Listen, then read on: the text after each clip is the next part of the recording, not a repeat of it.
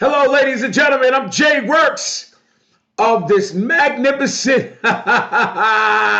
You know what we're doing. This is Street Savvy, the podcast, ladies and gentlemen. I'm glad to be with you today. Make sure you like, subscribe, and share on YouTube as well as any other platform. We got a great show for you today, ladies and gentlemen. This show is called Managing Your Money and Saving on Your Daily Activities and Everyday Spending. Are you doing it? And are you about that life? Are you about that life? Are you about managing and saving your money on everyday spending, on everyday processing, and every day knowing that you got to live another day, which is tomorrow, for you or your kids or your family? Folks, it's going to be a great topic. But let's get to the news. Let's get to what's trending today. I tell you what, this was Sean Pete Diddy Puffy Combs allegedly. His house has been raided. It's all over the news. His Florida home, as well as his LA home, with a Miami, Florida home and LA home. And some say New York home is next. But they saying Puffy allegedly is the scapegoat between some other folks. One guy is possibly known. He's the head man of Universal Music Group, allegedly. But is Pete Diddy in trouble, folks? Is he in trouble? Is that what he's doing? And that's what the Montrose is about this guy. This mogul of a man, this super producer, this guy who wants wealth for everybody, which you have seen. We all cannot doubt that. For people, he wanted to put people in pedestals when he thought their talent would outweigh anything else like he did. But is it time to say Pete Diddy has met a mark that he cannot get away from? And it's a black eye, it's a sad eye today, folks. It's a sad eye on the community of hip hop. Sean Pete Diddy Combs has been a pillow to the hip hop and the R&B community almost 30 years. His career has been impeccable. From the great remixes, bringing old hit songs back and making them to the new and present, and making generations feel like, wow, kids, teenagers, fans and friends alike in their 20s, 30s, 40s, and 50s relive the times of the music he has produced and revalued to us. Even with the clothing line, Sean John. This man has made a mark. Ciroc. Yes, Ciroc.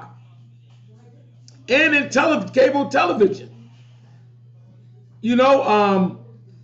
This man has done a lot for the community at large, hip hop and R&B, and what else? People in New York. He ran a marathon. He's helped raise other people's children. All sorts of things this man has been accounted for. He has receipts for, but are these things that he's doing, allegedly he has done, does he or anyone else has receipts? He have not, or he have done. And I tell you, folks, there's a lot of noise in the studio.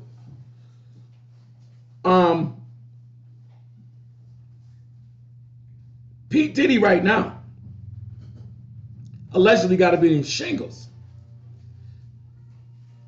And it's in his own right. The man got to say, God, can I catch a break? And not long that,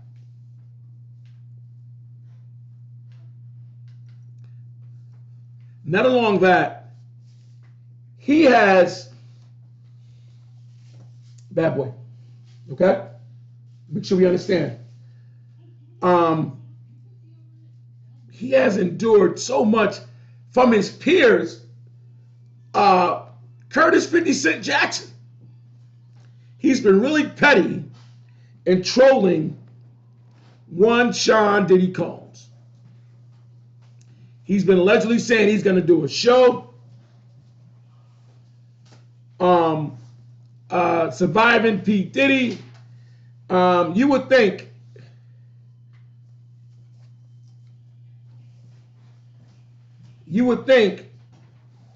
you know, now that the feds are on P. Diddy, 50 Cent will back up and release. Allegedly, it's out there saying he's not giving up. I don't know where the hatred or the bad blood comes between these two guys, but 50 Cent is pushing the envelope, man. I hope these guys can, for me as a black man who's in their age bracket, can see through whatever Pete Diddy did to him, to 50 Cent, per se. Forgive this guy, because, man, you all over him. And you making, to me, he's been prosecuted because a lot of the bull crap and trolling that 50 Cent has done. Truth or not to it, you got to believe the feds are paying close attention to what 50's doing. And some of the evidence 50 has presented to a lot of these platforms and talking about Sean P. Diddy Combs, somebody's eye was open. And I'm not the one to defend anybody. I defend myself and things that's in front of me. Things I don't know about is none of my business.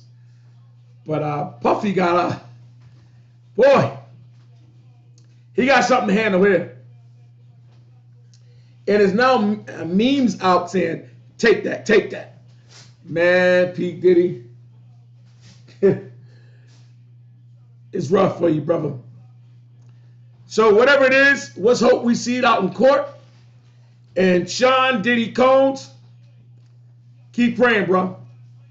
In other news, in sports, baseball, day one has started today, folks. If you're a baseball fanatic, if you're a Keisha Works husband, you should love that word, baseball, baseball. Let's go out to the park and get some popcorn and hot dogs and hear the clap and hear this ooh, ah, slap of the ball in the glove. Let's go out, folks. Baseball is finally here. There's been a lot of trades, a lot of big free agent signings in the league. They saying there's a 15% chance that the Texas Rangers will repeat as league championships. I didn't even know they won last year. I know they spent a lot of money the year before, so kudos to Texas Rangers. But my Boston Red Sox, 2 years in a row, they was in the cellar. Bottom of the door, bottom of the basement, and back of the car. The Red Sox was in the cellar. Hopefully they can do better than the Yankees. Yep, the beloved New York Yankees. I hope my Boston Red Sox do better than these guys. Yep. And the Boston Celtics, they're leading the Eastern Division in the whole world in NBA sports of wins and losses. They already punched the playoff ticket with a win and loss the other night. As well as, what do they got to do? What are the Celtics are really going to do when it comes playoff time? In the last recent 5 to 6 years, they've been in the finals, Eastern Conference Finals, or running up in the semis. They done been there. They done beat Milwaukee Bucks several times, and they done won 2 out the last 3 championships. Well, 1 out the last 3. Allegedly. And the Boston Celtics been on their heels. So, folks, hey, baseball's coming in, and basketball is heating up. Hockey, the New York Rangers lead the Eastern Division as well. My Boston Bruins is right behind them. In a distant second or third, I think, allegedly. Don't quote me on that. So if you're a hockey fan, you in Boston, New York, it's time to get your puck ready. You know, get your hat to throw up there for a hat trick. And let's hope your team can host the Lord Stanley's Cup. Let's hope. Okay, folks, let's get the topic of the day. My producer, Mr. Works, what is the topic of the day? How to manage money. How to manage your money. Are you saving to manage your money, folks? I'm going to give a thesis, a lesson, on how I would do and how I am doing daily when I get monies, because I am broke. I am broke to the bone. Child support has done ripped a hole in my keister. Yes. Well, folks, for starters, if you have any income, hourly wages, and we'll say with minimum wage, we'll say $20 an hour here in the United States or anywhere, and you're doing 40 hours a week, that's $600. That's $600. Right, folks? And so you would say 4 times 6 is 24. $2,400 a month. Your rent today, $1,300. So 13 out of that 24 goes your rent. Nagamohawk, maybe 200. So 200 and 13, that's $1,500 a month. And then you go to the accessories. Food, you might spend $200 a month. They go 17 out of 24, right? Quickly. And you wash your clothes, say $40 a week. Let's say $30 a week. 30 times 4, $120, right? So you got $1,820, $1,720 you don't spend of that 24. So you got $450 left for say $550 left. So you have $550 for the rest of the month to maneuver on your bills. Is that money? No. If you're saving $100 or $200 out that $550, that's monthly, right? And you can definitely have that in situational things if you think about putting away for long term. Now it's 53 weeks, 52 weeks in a year. Am I right, producer? So if you saving $100 a month, that's $100. That's $5,200. Right? And that's in 12 months. That's a good number going towards a house or a car.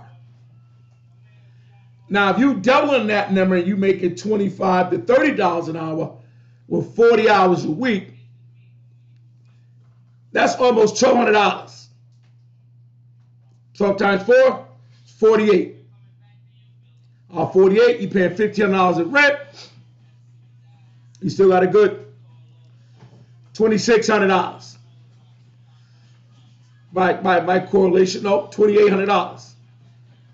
You do that, you do Nagamohawk, $200. That's still $2,500 you got. What's going on, Randy? You have $200 to $300 a month to put away. And if you're doing something daily, these days you got Uber. You got, producer, what's the other one? You got Uber and what else? DoorDash, Lyft, things of that nature, that Grubhub, that you can also, if you have a vehicle that you're paying $200 for insurance, out that $2,500, right? So it still leaves your budget to $1,900 a month in rent and bills and rent, and you still having $2,000. You can at least put $300 to $400 away, and you have $1,500 to do with other bills, accessories, things of that nature, insurance, car note. If you take $600 out of that, you still got $1,300. So, folks, a monthly and a weekly budget for saving and spending according to living of your means, not under or over, just right in the middle, because we all can't keep with the Joneses. Some of us don't even know the Joneses. Unfortunately, I'm married to a Jones. And she spends her money. And she also saves her money as well. So I guess what I'm trying to say is, folks, you don't need no bank to tell you. Take care of your own business. Save your own money. By doing it mathematically, right out your own pocket. Let me tell you a story, folks. I grew up in Orchard Park Projects, Boston, Massachusetts. I hustled by any means necessary. Whatever I hustled, I saved money. I had kids, multiple kids. By the time the age of 21, I had 4 kids already. Right? And I had two in high school. You know? I had 2 in high school. My oldest daughter, I graduated June 13th, had her June 17th on Father's Day, the same year, the same week. So that left for me to have to go to school in September or to take a vocational course, which is City Year, which ended up leading me to Northeastern University. But I was learning to save. Like back in the day, it was $30.70 if somebody gave you a package. If you found out a package. And I was saving that 30 until I got up to 125, 150 to get me another package. And I always saved out those packages. It led me more money. When I got jobs, I saved with my money in jobs because I had child support on my heels. I always kept a job. In times when I was in between and didn't work, I always tried to save repeatedly so I can have means for generational wealth, if you know what that means. And that's for my kids and grandkids and so forth. But if I didn't get to those dialogues and those means of saving, which is only a corner of your life, you don't get nowhere. And some part I didn't. Which lead me today of being better in life, of saving and hustling and working hard. We're working timely for myself, and I can see my babies here grow in a way that they saving. Now, my producer is my son. Mr. Works, do you save? Honey, do you save? My family, according to me, they save as well. Because it's not just about me. They have their own life in building, their own market, their own attitude of money, their own farewell of saving. So what I mean by that, family, I don't mean just save money. I mean, don't go out there and buy Jordans if you can't buy Jordans. Don't go out there leasing a car and you don't got the money to lease it. Matter of fact, you don't got the money to pay gas or insurance. You just make it. And I don't mean don't have it. I mean you just getting by and you're struggling to pay car insurance, car note, and the $120 a week in gas. And you don't have the extra hustle. Don't go get it. I would tell you, if you saving your money, if you actually saving your money, and I mean this, folks, go get a bus pass. Commute. Take the daily commute. You'll save more money. No car insurance. You gotta worry about giving no rides. You just gotta wake up early in a timely way of fashion. A lot of us go over our means. We try to keep up with the Joneses, which I got 2 Joneses in my house, my wife and my stepson. And I definitely don't try to keep up with them because they faster than me. And they're younger than me. But for say, they have their own mind, a way of saving their money and manufacturing the way they want to live and how they want to. I took my son to a store, quick story, yesterday. And we're in the mall. I'm buying things, accessories that we need. And I said, son, today you got dad has a couple extra dollars. You want a sweatsuit, a PD coat, or a regular suit for yourself? The kid is so humble, which he's a works, but go figure. The kid said, no, Dad, I don't need anything. I'm good. And I looked at him, and it choked me up because when I first moved to Boston, I had the same attitude, the same idea with my dad. There's too many kids in the house. There's other things you get besides for buying me stuff. But I looked my 13-year-old in the eye, which was 5'11", 6 feet, 240 pounds, tops, soaking wet. This kid is taller than me. And I looked at him, and a gesture, I looked at my son and says, Daddy got that. Pick what you want. Daddy got that. I'm going to tell you why. Because I started up this conversation saying saving and budget and managing your money.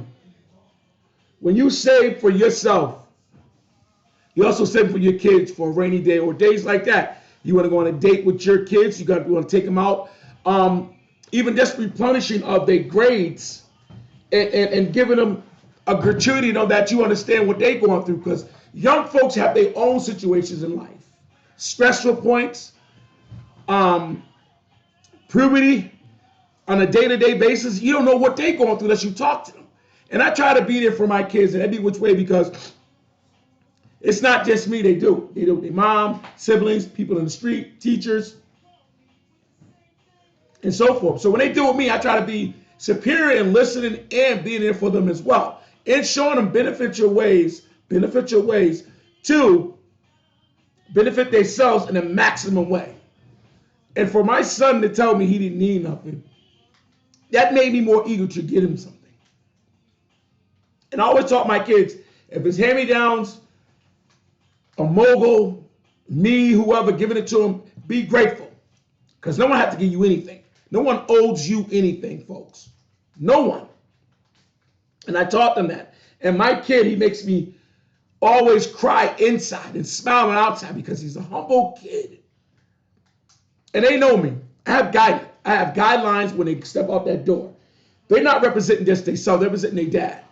And no matter how comfortable they feel, they're going to look accordingly correct, accordingly uniform, accordingly dressed, and accordingly feeling I'm someone's child. WORKS is their last name. And when I say it, my kids look at me and go, we owe our kids service, works. And that's what me and my wife stand for, and that's what we do for our kids. So, folks, the nature of this conversation today is save some. Stop taking from yourself. Stop benefiting these corner stores or these people who don't need your money. These Michael Jordans, these Walmarts, these Targets, Gucci, Dolce.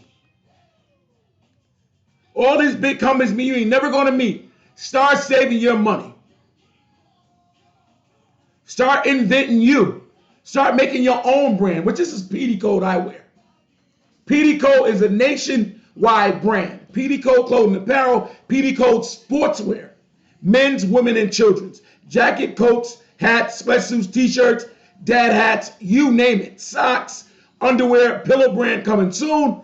That's a brand that the nation knows because we have created here at J Works Entertainment or PD Code Clothing Apparel. And that's what we are making, we are creating here, folks, is generational wealth.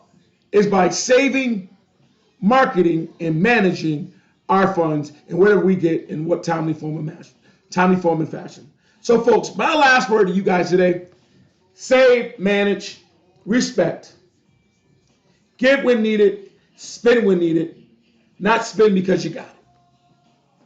God bless you, America, and hope you understand what I mean by managing and saving your money on a day-to-day basis. I'm Jay Works, and it's the Street Savvy, the podcast. And hope to see you on our next episode, 8 p.m. on YouTube TV, Facebook Live, IG Live, and TikTok. Thank you, folks. Appreciate you.